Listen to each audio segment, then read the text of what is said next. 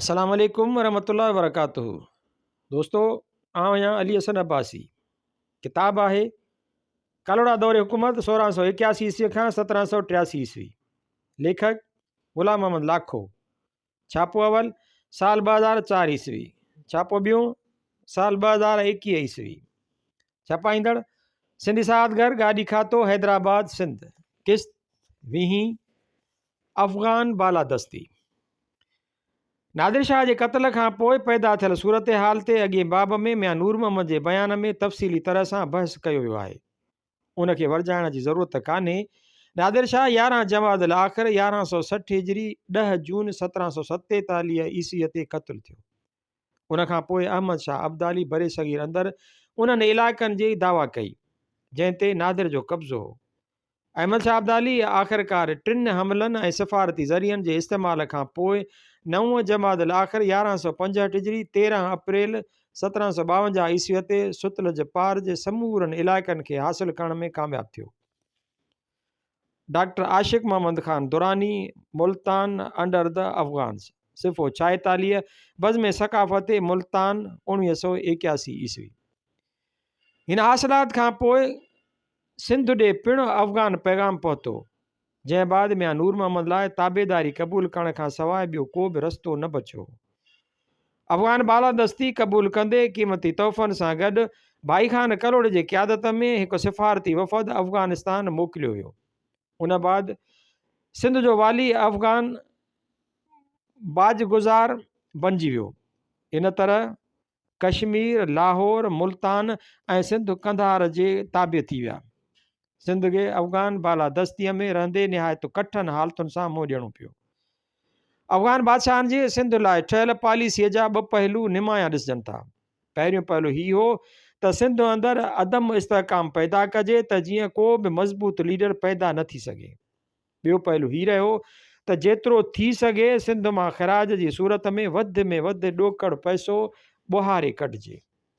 अफ़गाननि सिंध जे हाकिमनि खे डिॼाइण जो पहिरियों मुज़ाहिरो सन 1166 हिजरी 1752 ईस्वीअ में उन वक़्तु कयो जॾहिं सरदार जहान ख़ान खे हिन तरफ़ मोकिलियो पियो वियो। लेकिन हीअ ॻाल्हि रफ़ा दफ़ा थी वई। सन 1167 हिजरी 1753 ईस्वीअ में ख़ुदि अहमद शाह हिंदुस्तान वञण लाइ सिंध जो रस्तो अख़्तियार कयो। हिन हंगामी हालतुनि वारी सूरत हाल में मियां नूर मोहम्मद सरकारी मर्कज़ मोहम्मदाबाद छॾे जैसलमेर तरफ़ हलियो वियो। मियां साहब रस्ते में फ़ौत थियो। नामवर सिफ़ारतकार दीवान गदूमल सिफ़ारती अंदाज़ में मामला निबेरिया। उन जे बावजूद बि इस्माइल ख़ान पन्नी ठटे ऐं थर जे ॾुराहनि इलाइक़नि तरफ़ पंहिंजा माण्हू मोकिलिया त जो कुझु हथ अचे फुरे लुटे खणी अचो।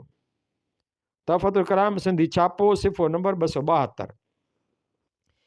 मोहम्मद मुरादियाब ख़ान जी सिंध जे हाकिम तौरु नाकामी ऐं पोइ भाज में अफ़गान पॉलिसियुनि जो वॾो किरदारु आहे। बादशाही माण्हुनि जे तसलुत ऐं ज़बरदस्ती खां तंग थी पाण ईअं करण ते मजबूर थियो। तहफ़तुल कलाम सिंधी छापो सिफ़ो 274। ज़ुलहज 1170 हिजरी अगस्त 1757 ईस्वी में मुरादियाब ख़ान माज़ूल थियो। उन वक़्त खां वठी शवाल 1172 हिजरी मई 1759 ईस्वी ताईं सिंध शदीद क़िस्म जी बदअमनी ऐं घरू लड़ाइनि में वरतल हुई। मुरादियाब ख़ान, अतर ख़ान, ग़ुलाम शाह ऐं अहमद यार ख़ान इक़्तिदार जी ख़ातिर विढ़ंदा रहिया। जेको बि अफ़गान दरबार में पहुतो ऐं ख़िराज जो घणो हिसो ॾियण जो वाइदो कंदो हो उनखे सिंध जी हुकूमत जो परवानो ॾिनो थिए वियो। हिक वक़्त ते सिंध जा 2 हिसा थिया ऐं ॿिए वक़्त ते 3 हिसा कया विया। हिन हालतुनि में अफ़गान पॉलिसी निहायत ॾुखो ईंदड़ रही। तहफ़तुल कलाम सिंधी छापो सिफ़ो 274 खां 278। पहिरीं शवाल 1172 हिजरी 28 मई 1759 ईस्वीअ ते मियां ग़ुलाम शाह अफ़गान दरबार जी मंज़ूरीअ खां सवाइ सॼे मुल्क ते कब्ज़ो कयो। उन खां पोइ बि अफ़गान पंहिंजी हरकतुनि खां न मुड़िया। मियां ग़ुलाम शाह जॾहिं सिंध ते निहायत कामयाब हुकूमत क़ाइमु करे वरिती तॾहिं अहमद शाह अब्दालीअ खेसि हुकूमत जो परवानो मोकिलियो। कच्छ ते सोभ हासिल कयाई तॾहिं अफ़गान दरबार हिन खे लक़ब ऐं ख़िताब ॾियणु शुरू कया। तहफ़तुल कलाम सिंधी छापो सिफ़ो 279 खां 281। मियां ग़ुलाम शाह जो सॼो दौरु कामयाबियुनि सां भरियलु आहे। हिन खे अफ़गान बालादस्तीअ जो भरपूर अहसासु हो। मजीद जोखियो लिखे थो त ग़ुलाम शाह खे कंधार फ़तह करण जो इरादो रहंदो हो। अमीरनि खे चवंदो हो त उन कम लाइ तयारु रहो, केॾीअ महिल बि अहिड़ो हुकुम ॾेई सघिजे थो। तारीख़ बलोची सिफ़ो 16। मियां ग़ुलाम शाह ॿी जमादिल अवल 1186 हिजरी 1 अगस्त 1772 ईस्वीअ ते वफ़ात कई। मियां सरफराज़ सिंध जो हाकिम थियो। अहमद शाह अब्दाली 20 रजब 1186 हिजरी 17 अक्टूबर 1772 ईस्वीअ ते फ़ौत थियो। इक़्तिदार जे लाइ छिकताण शुरू थी, जंहिंमें तैमूर शाह कामयाब थी अफ़गानिस्तान जो नओं बादशाह बनियो। तहफ़तुल कलाम राशिदी एडिशन सिफ़ो 474 सिफ़ो 474 हाशियो 2 सिफ़ो 476।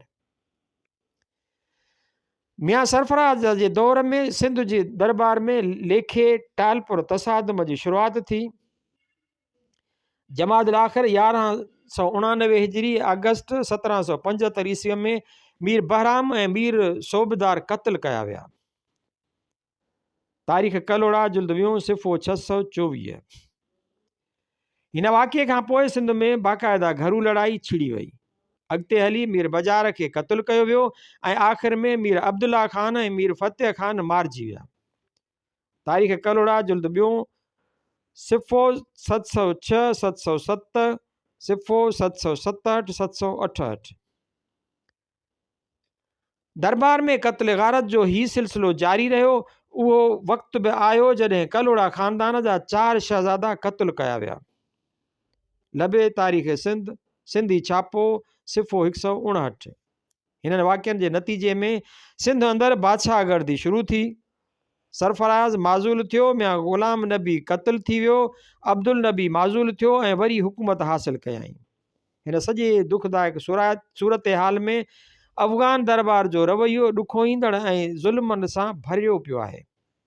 जीअं त अफ़गान दरबार बालादस्त क़ुवत जी हैसियत में सिंध जे हाकिमनि जी मुक़ररी ऐं ख़राज वसूल करण जो अख़्तियार रखंदड़ हुई, उन सूरत में ख़ैर ख़्वाही ऐं मुफ़ाहमत जे किरदार बजाए तैमूर शाह जो ज़ोर उन ॻाल्हि ते रहियो त कीअं बि करे सिंध मां वधि में वधि ॾोकड़नि जी ओगाड़ी कजे। उन मुसीबत जे दौर में इज़्ज़तियार ख़ान कलोड़े खे अॻिते आंदो वियो। सन 1193 हिजरी 1779 ईस्वीअ में इज़्ज़तियार ख़ान शाही लश्कर वठी सिंध में आयो। मीर बाज़ार शिकारपुर वटि खेसि शिकस्त ॾिनी। तारीख़ कलोड़ा जुल्द ॿियों सिफ़ो 684 खां 693। उन ते ख़ुदि तैमूर शाह चढ़ी आयो। ख़राज जी रक़म खां अलावा लश्कर कशीअ जो ख़र्च बि सिंध ते मढ़ियो वियो, जो कंहिं बि लिहाज़ खां जाइज़ न हो। तारीख़ कलोड़ा जुल्द ॿियों सिफ़ो 696 खां 697। हिननि वाक़ियनि खां पोइ मदद ख़ान जे रूप में सिंध ते हिकु वॾी मुसीबत नाज़िल कई वई। यार मोहम्मद, नूर मोहम्मद ऐं ग़ुलाम शाह जी सॼी हासिलात हिकु धक सां नास थी वई। मदद ख़ान जे लश्कर सिंध जे कुंड कुड़च में वञी फुरलुट ऐं क़त्ल गारत कई। हिन जे ज़ुल्मनि जा दास्तान सिंध जूं सरहदूं बि टपी विया। लबे तारीख़ सिंध सिंधी छापो सफ़ो 163। ख़ुदादाद ख़ान तमामु थोरनि लफ़्ज़नि में सिंध में मदद ख़ान जे ज़ुल्मनि जी रुदाद हिन रीति बयानु कई आहे। सम्झणु घुरिजे त जेको शख़्स उमरकोट ताईं मंज़िल ब मंज़िल वञी पहुतो हूंदो, उन इहे शख़्स फुरलुट, तबाही, बर्बादी ऐं ग़रीबनि जे घरनि ऐं झूपड़ियुनि खे बाहि लॻाइण खां सवाइ ॿियो छा कयो हूंदो। हिन जे लश्कर जा बेलगाम घोड़ा रोज़ानो महज़ फुरलुट लाइ बेधड़क घुमंदा फिरंदा वतंदा हुआ। आला ऐं अदना, जवान ऐं पोढ़ा हिन जे ज़ुल्मो सितम खां बेज़ार हुआ ऐं डिॼंदा रहंदा हुआ। मतिलबु त मदद ख़ान जे अचण ते सिंध में एॾी फुरलुट, खूनरेज़ी, ख़राबी ऐं वीरानी थी जो उन जो मुख़्तसर अहवाल लिखिबो तॾहिं बि हिकु दर्दनाक दास्तान तयारु थी वेंदो। लबे तारीख़ सिंध सिंधी छापो सिफ़ो 162। सिंध अंदरि 10 साल घरू लड़ाई जारी रही। अफ़गान बालादस्त क़ुवतनि घरू लड़ाईअ खे ख़तमु करण बजाए उन ज़रिए पंहिंजा मफ़ाद हासिल कया। सन 1198 हिजरी 1783 ईस्वीअ में हालाणीअ जे मैदान ते कलोड़नि ऐं टालपुरनि में फ़ैसिला कुन लड़ाई थी। हिन जंग खां पोइ मुल्क जो जेको हशर थियो, उन मुतलिक़ हमअसर मौरिख़ अब्दुल मजीद जोखियो ॾाढी भयानक तस्वीर कशी करे थो, ॼण त क़यामत अची वई। मुल्क में चौपायो माल, नक़द ॾोकड़ ऐं ज़रई पैदाश ख़तमु थी वई। टीणी क़ीमत ते बि अन्न खाइण लाइ नथे मिलियो, जो माण्हू जिते मोह थिए उनखे कफ़न खां सवाइ जानवरनि वांगुरु दफ़न कयो थे वियो। उहो वक़्तु अची वियो जो अज़ीज़ खे न पियो सुञाणे। तारीख़ बलोची सिफ़ो 74-75। टालपुरनि हालाणीअ जे मैदान ते सिंध जो मुल्क फ़तेह कयो, लेकिन उन खां पोइ बि अफ़गाननि सिंध खे गैर मुस्तहकम करण में वसां न घटायो। घणे ख़िराज जे आसिरे ते हिकु भेरो वरी सिंध खे तक़सीम करण जा हुकुम जारी कया विया, लेकिन मीर फ़तेह अली ख़ान जी हिमत सां ईअं न थी सघियो। तारीख़ कलोड़ा जुल्द ॿियो सिफ़ो 784 खां 797। ख़ारजा पॉलिसी। कलोड़ा हाकमनि जी ख़ारजा पॉलिसीअ जो अहम पहलू पाड़ेसरी रियासतुनि ऐं हुकूमतुनि सां क़ाइमु कयल तालुकात जे हवाले सां बहस हेठि अचे थो। कलोड़नि जे पाड़ेसरी हाकमनि में कलात जा बिरोही, बहावलपुर जा दाऊद पोटा, मुल्तान जा अफ़गान, जोधपुर ऐं जैसलमेर जा राजाऊं ऐं कच्छ जा जाड़ेजा समा अची वञनि था। तारीख़ जे अभ्यास मां पतो पवे थो त आसपास जो को बि हाकिम कलोड़नि खां ताक़तवर न हो। कलात जो हाकिम अब्दुल्ला ख़ान बिरोही सिंध ते चढ़ी आयो ऐं हिक मुहरके में मारिजी वियो। कलोड़नि लाइ आसान हो त हू कलात ते कब्ज़ो करे वठनि हा, पर उन्हनि ईअं न कयो। साॻई सूरत हाल में ग़ुलाम शाह जे दौर में कच्छ ते हमले जे सूरत में पैदा थी। ॿिन्हिनि मौक़नि ते तोसी पसंदीअ बजाए पाड़ेसरियुनि खे उन ॻाल्हि जो पाबंद बनायो वियो त उहे पाण बि ज़िंदा रहनि ऐं ॿियनि खे बि ज़िंदा रहण जो हक़ु ॾियनि। उन दौर जो दस्तूर हो त ॿिए खे अहदनामे जो पाबंद रखण लाइ या त यरगमाल वरितो वेंदो हो या वरी उन्हनि खां संग रिश्ता वरिता वेंदा हुआ। कलोड़ा हुक्मराननि बिरोहिनि ऐं कच्छनि जे मामले में ईअं कयो। कलोड़नि जी ख़ारजा पॉलिसीअ जो ही बि हिकु मुख्य पहलू आहे त उन्हनि कॾहिं बि भर पासे जे रियासतुनि ते हमिलो न कयो। ईअं करण लाइ बहरहाल हिकु ठोस बुनियादु पैदा थियो, तॾहिं कंहिं रियासत ते हमिलो कयो वियो। तारीख़ी अभ्यास मां पतो पवे थो त कलोड़ा हुक्मराननि कुझु परे जे रियासतुनि ऐं हुकूमतुनि सां बि तालुकात क़ाइमु करे वरिता हुआ। मद्रास जे राजा सां मियां नूर मोहम्मद जा सुठा लाॻापा हुआ। मियां जे गुज़ारिश ते राजा इस्फ़हान जे हकीम आगा अब्दुल हादी शाह खे सिंध जे दरबार में मोकिले ॾिनो हो। मिर्ज़ा कलीज बेग हिस्ट्री ऑफ सिंध सिफ़ो 293। कलोड़नि जे दौर में अब्दुल हादी शाह ऐं संदसि औलाद खे वॾी इज़त हासिल थी। ग़ुलाम शाह जे दौर में हैदराबाद दखन जो हुक्मरान निज़ामुल मुल्क निज़ामुल दौला आसिफ जा सानी 1762 खां 1803 ईस्वी हो। केवल राम लिखे थो त ॿिन्हिनि हुक्मराननि में दोस्ती हुई। इन रीति ग़ुलाम शाह जॾहिं हिकु नई शहर जो बुनियादु रखियो तॾहिं उन जो नालो हैदराबाद रखियईं। द सिंध स्टोरी सफ़ो 55 दिल्ली 1985 ईस्वी। असीं हिते कलोड़ा हुक्मराननि ऐं सिंध जे पाड़ेसरी रियासतुनि जे लाॻापनि ते ख़ासि तरह सां गुफ़्तगू कंदासीं। कलात जा बिरोही हाकिम। कलोड़नि जी ख़ारजा पॉलिसीअ में सभ खां अवल कलात जो ज़िक्र अचे थो। जंहिं वक़्तु कलोड़ा सिंध जे सियासी नक्शे ते ज़ाहिर थिया उन वक़्तु कलात में बिरोहिनि जी हुकूमत हुई। मीर अहमद ख़ान अवल कलात जो पहिरियों अहमद ज़ई हुक्मरान हो। हिन 1666 ईस्वीअ खां 1695 ईस्वीअ ताईं हुकूमत कई। मीर अहमद यार ख़ान इनसाइड बलोचिस्तान सिफ़ो 76 कराची 1975 ईस्वी। मीर अहमद ख़ान जे दौर में मियां नसीर मोहम्मद सन 1681 ईस्वीअ में उत्तर सिंध जे कुझु हिसनि ते हुकूमत क़ाइमु करे वरिती। हिन जी वफ़ात 1692 ईस्वीअ में थी। जंहिंखां पोइ मियां दीन मोहम्मद हुक्मरान थियो। मीर अहमद ख़ान ऐं दीन मोहम्मद में अणबणत जा मिसाल मौजूदु आहिनि। कलात जे हाकिम जो हिकु अज़ीज़ ॿियनि रिवायतुनि मूजिबि पुटु कंबर ख़ान बिरोही कलोड़नि जे इलाइक़े में फ़ौज कशी करे आयो, लेकिन कामयाबी न ॾिसी कलोड़नि जे हिकु अमीर मीरण ख़ान सां सुलह करे मोटी वियो। तहफ़तुल कलाम सिंधी छापो सिफ़ो 260। कलोड़नि ऐं बिरोहिनि जे तालुकात ते नादिर जे हमले ताईं अब्दुल अज़ीज़ लोणी पंहिंजे किताब Afghans of the frontier passes कोइटा साल 1992 ईस्वी में भरपूर लेकिन हक़ीक़त ते मबनी तजो पेश कयो आहे। बिरोहिनि उन दौर में सन 1111 हिजरी 1700 ईस्वीअ में शहज़ादे मुइज़ुद्दीन जे काह वक़्त में यार मोहम्मद कलात ॾे हलियो वियो। उन वक़्तु हिकु इतफ़ाक़ी जंग में कलोड़नि हथां कलात जो वाली मेहराब ख़ान मारिजी वियो।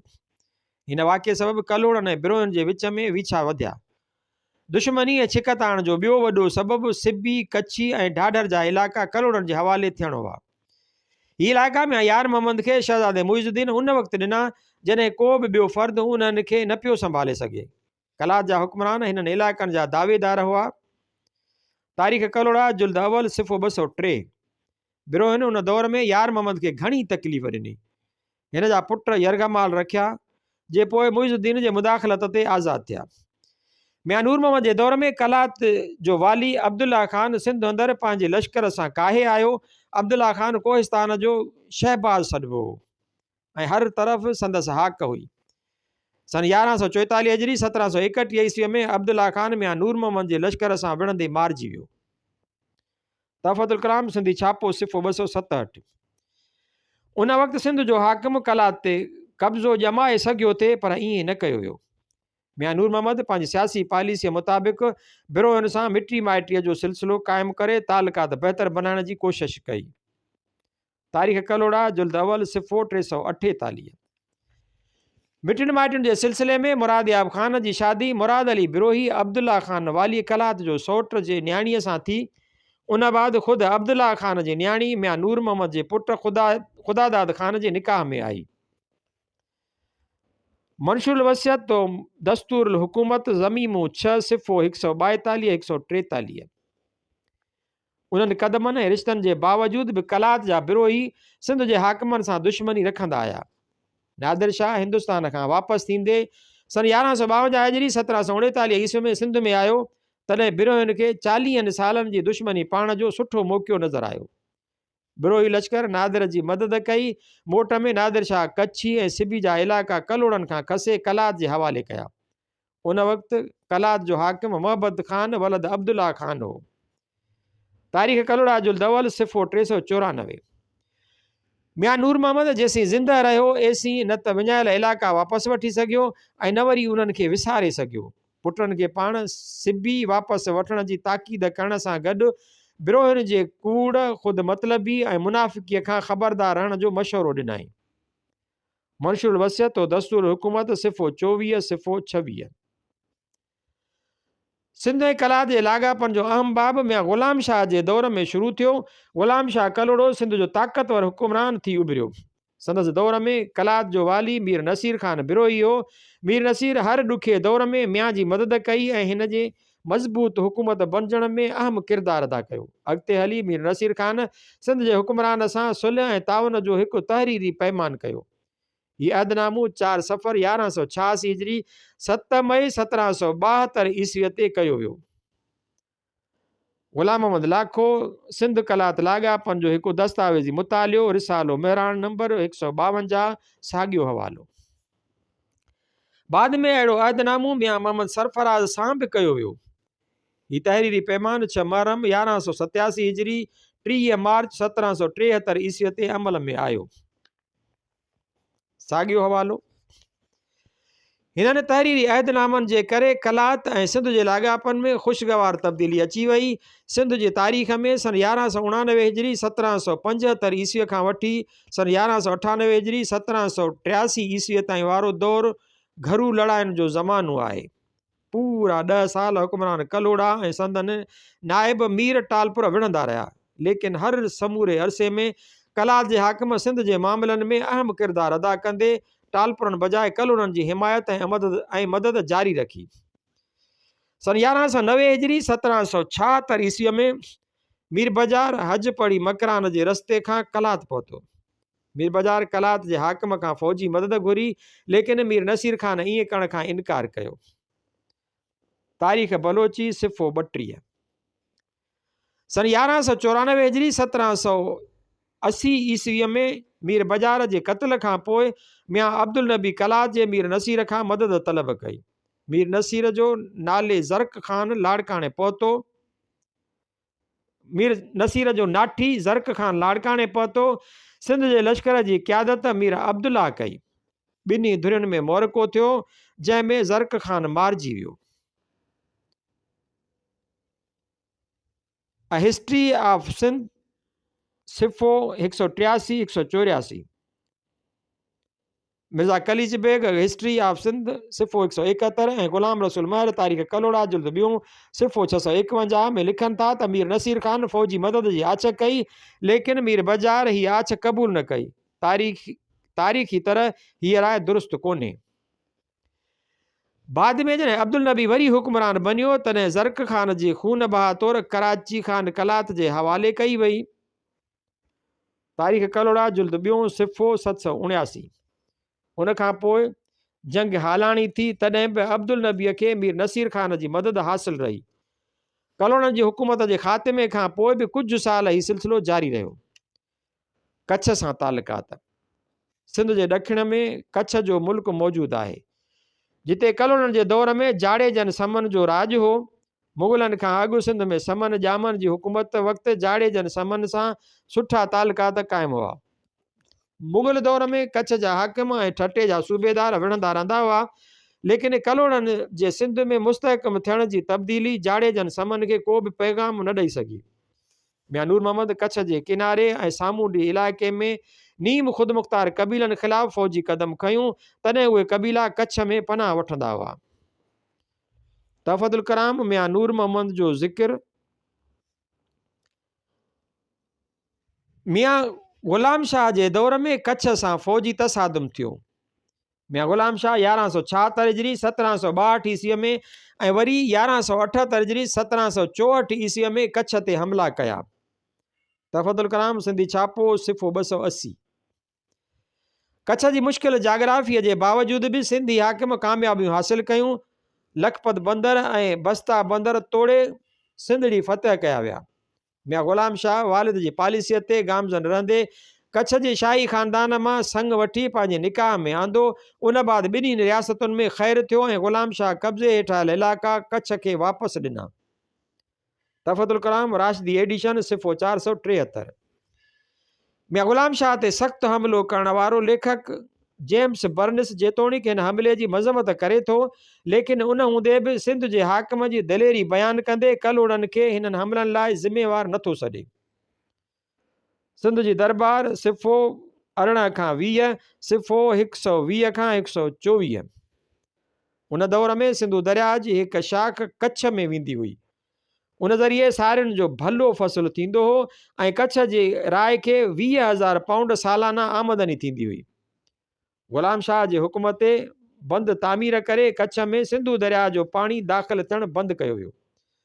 इन रीति कच्छ जो सरसब्ज़ इलाइक़ो वीरान थी वियो।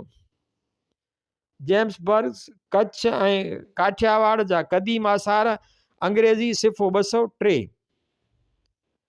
मियां ग़ुलाम शाह खां पोइ मियां सरफराज़ बि कच्छ ते हमलावर थियो।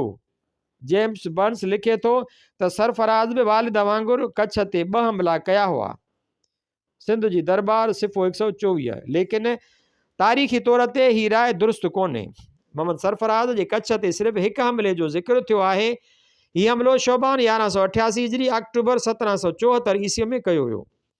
मियां साहब कामयाब हमले खां पोइ शवाल 1188 हिजरी डिसंबर 1774 ईस्वीअ में सिंध ॾे मोटी आयो। हिन हमले वक़्तु कच्छ जे राजा ताबेदारी क़बूल कई। गुजरात जे जाड़े जा सरदारनि बि इताअत कई। कंठ कोट जे ठकर सरदार पंहिंजी न्याणी मियां सरफराज़ जे निकाह में ॾिनी। तफ़दुल कलाम राशिदी एडिशन सिफ़ो 476 खां 477। हमले जो सबबु मालूम न थी सघियो आहे। ग़ुलाम रसूल महर 2 हमलनि जो इक़रार करे थो जो दुरुस्त कोन्हे। संदसि हीअ राय बि सही कान्हे त सरफराज़ 1775 ईस्वीअ जे इब्तिदा 1188 ईस्वीअ जे आख़िर में सिंध ॾे मोटी आयो। तारीख़ कलोड़ा जुल्द ॿियूं सिफ़ो 613 614। कच्छ ऐं सिंध में हिन दौर में वधीक सियासी ऐं फ़ौजी लाॻापन जो ज़िक्र नथो मिले। अलबत्ता हिन दौर में सिंधी ॿोली ऐं कल्चर जे हवाले सां कच्छ जे मुल्क जो पंहिंजो किरदारु रहियो आहे। राजस्थान सां लाॻापा। सिंध जे ओभर में राजस्थान जूं मुख़्तलिफ़ रियासतूं जहिड़ो जैसलमेर जोधपुर ऐं बीकानेर मौजूदु हुयूं। कलोड़ा हुक्मराननि सां हिननि रियासतुनि जे हाकिमनि जा सुठा तालुकात रहिया। 100 सालनि जे तवील अरसे में ॿिन्ही धुरियुनि में जंग ऐं झेड़े जो को हिकु वाक़ियो बि पेश न आयो। बीकानेर सां सिंध जो ख़ासि तालुक़ु रहियो। मियां नूर मोहम्मद ऐं बीकानेर जे राजा ज़ोरावर संग पाण में दोस्तीअ ख़ातिर पटका बदिलाया। हीउ वाक़ियो 1154 हिजरी 1741 ईस्वी में पेश आयो। उन बाद राजा गंज सिंह ऐं मियां ग़ुलाम शाह बि ईअं ई कयो। हिन वाक़िए जो साल मालूम न थी सघियो आहे। सन 1174 हिजरी 1760 ईस्वी में गंज सिंह जे पुट कनोराज सिंह ऐं ग़ुलाम शाह जे पुट सरफराज़ पगूं बदिलायूं हुयूं। तारीख़ कलोड़ा जुल्द ॿियों सिफ़ो 543। सिंध जे दरबार में राजाउनि जो वकील रहंदो हो। हिक मौक़े ते शेख मुज़म्मिल राजाउनि जे पारां ख़ुदाबाद में वकील सफ़ीर थी आयो। काफ़ी दिलचस्प इंसान हो ऐं सिफ़ारतकारीअ में वॾी महारत रखंदो हो। मकालतुल शुअरा सिफ़ो 755। जैसलमेर ऐं कलोड़नि जे तालुकात जो बि पतो पियो आहे। हिक मौक़े ते बहावलपुर जे दाऊद पोटनि जे बरख़िलाफ़ मियां नूर मोहम्मद जैसलमेर जे राजा रावल सिंह खे भड़कायो। उमर कमाल खान, नवाब मज़हर, शहीद और उसका अहद सिफ़ो 90। हीउ वाक़ियो दुरुस्त हुजे या न, अलबत्ता हिन नुक़्ते ज़रिए मियां नूर मोहम्मद ऐं रावल सिंह जे विच में सुठनि लाॻापनि जी तस्दीक़ थिए थी। जैसलमेर जे राजा जी सिंध जे दरवेशनि सां सुठी अक़ीदत हुई। शाह अब्दुल लतीफ़ भिटाईअ जे मक़बरे ते जैसलमेर जे राजा जे तरफ़ां नौबत मोकिली वई हुई। मकालतुल शुअरा सिफ़ो 428। राजस्थान सिंध तालुकात जो टियों पहलू जोधपुर आहे। कलोड़नि जे दौर में जोधपुर जो किरदारु तवजो तलब ॾिसिजे थो। मियां अब्दुल नबीअ जी हुकूमत में सन 1194 हिजरी 1781 ईस्वी में जोधपुर जे तावन सां सिंध जो मुख्य अमीर मीर बजार खान क़त्ल थी वियो। अ हिस्ट्री ऑफ सिंध सिफ़ो 178 179। मजीद जोखियो लिखे थो त मीर बजार सिंध जो जोधपुर जे सरहद ते हिकु क़िलो ठारायो हो, जंहिं ते राजा बजी सिंह खे नाराज़गी पैदा थी, जंहिं तां मीर बजार खे अब्दुल नबीअ जे सलाह सां क़त्ल करायो वियो। तारीख़ बलोची सिफ़ो 48। हिन वाक़िए सिंध अंदरि जोधपुरनि लाइ काफ़ी नफ़रत पैदा कई ऐं हिते जे नामवर आलमनि मखदूम मोहम्मद इब्राहिम ऐं मखदूम उस्मान हिन हवाले सां किताब लिखिया। तारीख़ कलोड़ा जुल्द ॿियों सिफ़ो 714। अब्दुल नबी हिन वाक़िए खां पोइ जोधपुर जी मदद तलब कई। मीर अब्दुल्ला खान नई हाकिम मियां सादिक अलीअ खे साण करे सरहद वटि जोधपुर जे लश्कर खे शिकस्त ॾिनी। हिस्ट्री ऑफ सिंध सिफ़ो 182। अॻिते हली कलोड़नि ऐं टालपुरनि में फ़ैसिला कुन दंगल थिया, तॾहिं अब्दुल नबी उमरकोट ऐं लाॻापियल मुल्क जोधपुर जे हवाले करे छॾियो। तारीख़ रेगिस्तान भाङो पहिरियों सिफ़ो 190। बाद में टालपुरनि जी हुकूमत में उमरकोट जो इलाइक़ो वापसि वरितो वियो। अब्दुल नबी जॾहिं हुकूमत विञाए वेठो तॾहिं पाण कुझु वक़्तु जोधपुर में रहियो। संदसि औलाद पोइ बि जोधपुर में रहंदो आयो। लबे तारीख़ सिंध सिंधी छापो सिफ़ो 169। दाऊद पोटरा बहावलपुर। बाब 3 में दाऊद पोटरनि ऐं कलोड़नि जे हसब नज़म ऐं ख़ानदान जे ॿिनि शाख़ुनि में तक़सीम थियण मुतलिक़ बहस अची चुको आहे। उनजो ख़ुलासो कुझु हिन रीति आहे। अमीर चनू फ़ौत थियो त हिन जो पुटु मोहम्मद महदी कबीले जो सरदार बनियो ऐं ॿियो पुटु दाऊद खान रूहानी विरसे जो मालिक बनियो। मोहम्मद महदी बि सुत ते फ़ौत थियो त हिन जो पुटु इब्राहिम सरदार थियो। हिन खे कल्होड़ो बि सॾियो वियो। चाचे ऐं भाटीअ में दाऊद खान ऐं इब्राहिम इख़्तिलाफ़ शुरू थिया। इन तरह ख़ानदान जूं ॿई शाख़ूं अलॻि अलॻि थी वियूं। दाऊद जो औलाद अॻिते हली दाऊद पोटरो सॾियो वियो। दाऊद पोटरनि 1026 हिजरी 1617 ईस्वीअ में शिकारपुर जो शहर वजूद में आंदो। हीउ शहर पोइ एशिया जो वॾो वापारी मर्कज़ बणिजी वियो। शिकारपुर जे बानीअ मुतलिक़ मुतज़ाद रहिया आहिनि। हिकु राय मूजिबि बहादुर ख़ान सानी ऐं ॿी राय मूजिबि बहादुर ख़ान अवल शहर जो बुनियादु रखियो। टी राय आहे त शहर जो बानी बहादुर ख़ान सानीअ जो ॾाॾो मोहम्मद ख़ान सानी आहे। तारीख़ कलोड़ा जुल्द अवल सिफ़ो 106। मियां नसीर मोहम्मद जॾहिं रूहानी रहबर बनियो उन वक़्तु फ़ैरोज़ ख़ान दाऊद पोटरो सरगर्म हो। ॿिन्हिनि में मुलाक़ात थी। फ़ैरोज़ ख़ान खे मियां नसीर मोहम्मद लाइ घणी अक़ीदत हुई। जॾहिं मियां नसीर मोहम्मद शाही अताब हेठि आयो, उन वक़्तु फ़ैरोज़ जो पुटु बहादुर ख़ान असर रुसूख़ वारो इंसान हो। बहादुर जी मुदाख़लत ते मियां नसीर सुख जो साह खयूं ऐं इक़्तिदार में आयो। तारीख़ कलोड़ा जुल्द अवल सिफ़ो 158। मियां दीन मोहम्मद जे ज़माने में वरी ख़ानदान जे ॿिन्ही शाख़ुनि में इख़्तिलाफ़ उभरिया, लेकिन उनजो घणो तफ़सील नथो मिले। मियां यार मोहम्मद जे दौर में ॿिन्ही ख़ानदाननि में खूनरेज़ लड़ाई थी। उन दौर में दाऊद पोटनि जो सरबराह मोहम्मद मुबारक ख़ान हो। यार मोहम्मद जे दौर में खैरो ओठवाल नौशर फ़ैरोज़ जो मुंतज़िम हो, जंहिं चीना क़ौम सां उचाट शुरू कई। अमीर मुबारक ख़ान ओठवाल ते हमिलो कयो ऐं अक्सर इलाइक़ा फ़तह करे वरिता। मियां यार मोहम्मद खे ख़बर पई त हिन वॾे लश्कर सां दाऊद पोटनि जो पीछो कयो। ॿिन्ही धुरनि में खूनरेज़ जंग थी, जा बराबरि 6 ॾींहं हली। 7 ॾींहं सुलह जूं कोशिशूं थियूं। ॿई धुरियूं मोटी पंहिंजे पंहिंजे माॻ ते पहुतियूं। तारीख़ कलोड़ा जुल्द अवल सिफ़ो 230, सिफ़ो 237, 238। कलोड़ा ऐं दाऊद पोटरा वरी मियां नूर मोहम्मद जे दौर में हिक ॿिए जे साम्हूं थिया। मीर अली शेर ख़ान जंग जे पस मंज़र ते रोशनी विधी आहे। दाऊद पोटनि जूं अॻिरायूं ऐं उरह ज़ोरायूं वधी वयूं। तॾहिं सन 1135 हिजरी 1722 ईस्वीअ में मियां साहब दाऊद पोटनि ते हमले जो हुकुम ॾिनो। वेड़ खां पोइ दाऊद पोटनि आण मञी। तफ़दुल कलाम सिंधी छापो सिफ़ो 265। लेकिन पोइ बि दाऊद पोटरा हरकतूं कंदा रहिया। सन 1149 हिजरी 1726 ईस्वीअ में ॿीहर मुहरिका थिया। दाऊद पोटनि खे घणो नुक़सानु पहुतो। संदन हामी कबीला पिणु बुरी तरह शिकस्त खाई मुल्तान ॾे भॼी विया। कुझु माण्हुनि तौबा ताइब थी कलोड़नि खां माफ़ी वरिती। तफ़दुल कलाम सिंधी छापो सिफ़ो 265, 266। जंग हलंदे मुहर्रम 1149 हिजरी अगस्त 1726 ईस्वीअ में अमीर मोहम्मद मुबारक ख़ान फ़ौत थी वियो। तॾहिं संदसि पुटु सादिक मोहम्मद ख़ान दाऊद पोटनि जो अॻुवाण बणिजी वियो। सादिक मोहम्मद ख़ान शिकारपुर छॾे खानपुर पहुतो।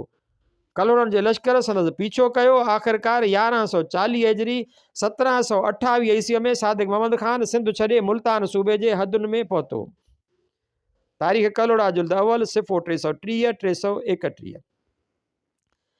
कलोड़ा दाऊद पोटरा तालुकात जो पहिरियों दौर हिते ख़तमु थियो। शिकारपुर जो इलाइक़ो मियां नूर मोहम्मद जी हुकूमत जो हिसो बणिजी वियो। नादिर शाह 1152 हिजरी 1740 ईस्वीअ में सिंध पहुतो। मियां नूर मोहम्मद जे ख़िलाफ़ आसपास जे ज़मींदारनि नादिर जी मदद कई। उन्हनि में अमीर सादिक मोहम्मद ख़ान बि शामिल हो।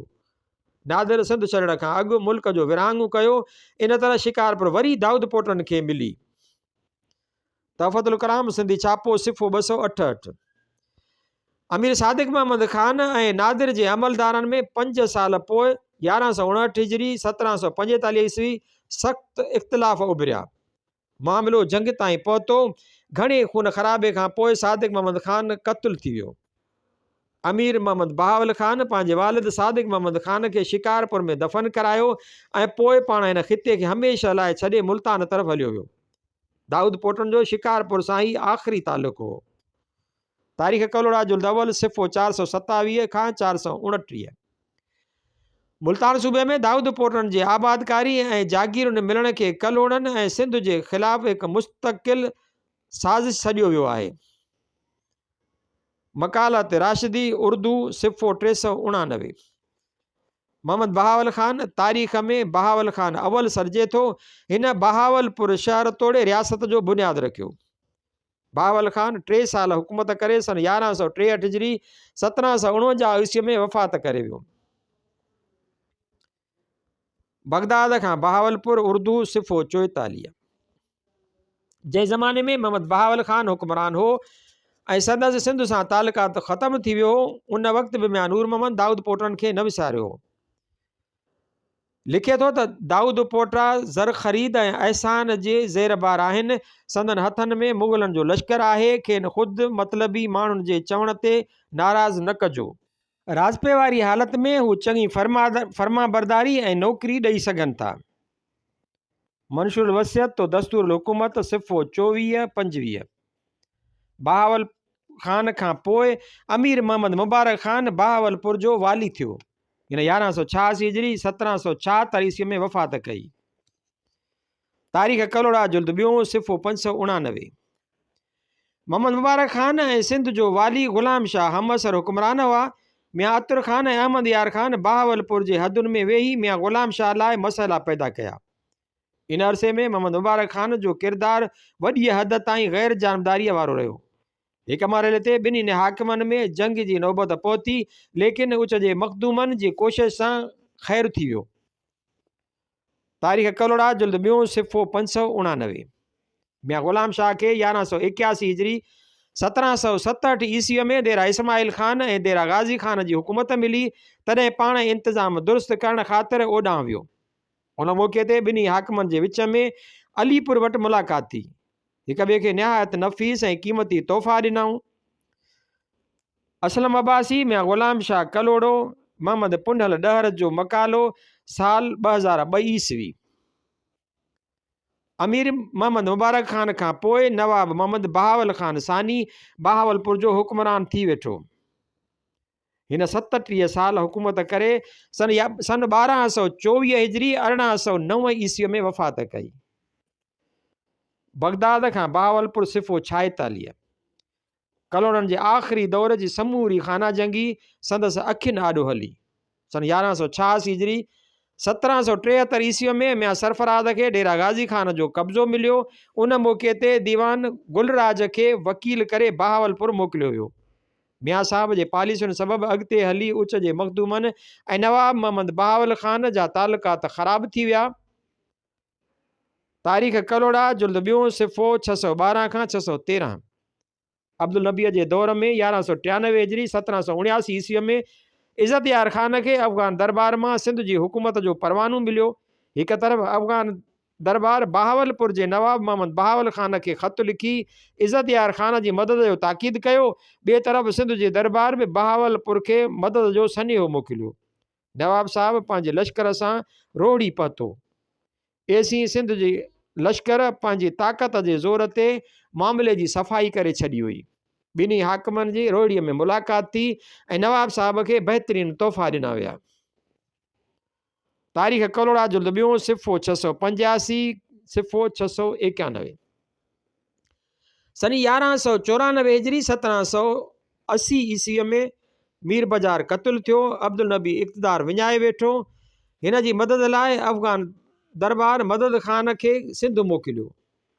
मदद सवाइ फुरलट जे ॿियो कुझु न करे सघियो। नेठि बहावलपुर जे हाकिम दख़ल ॾिनो ऐं हिकु भेरो वरी अब्दुल नबी सिंध जो हाकिम बणिजी वियो। लबे तारीख़ सिंधी छापो सिफ़ो 161। सन 1198 हिजरी 1783 ईस्वीअ में हालाणीअ जे जंग वक़्तु टालपुरनि नवाब साहब खां फ़ौजी मदद घुरी, लेकिन टालपुरनि खे अहिड़ी मदद न मिली सघी। तारीख़ बलोची सिफ़ो 69। उन जो मतिलबु त रियासत बहावलपुर आख़िर ताईं कलोड़नि सां निभायो।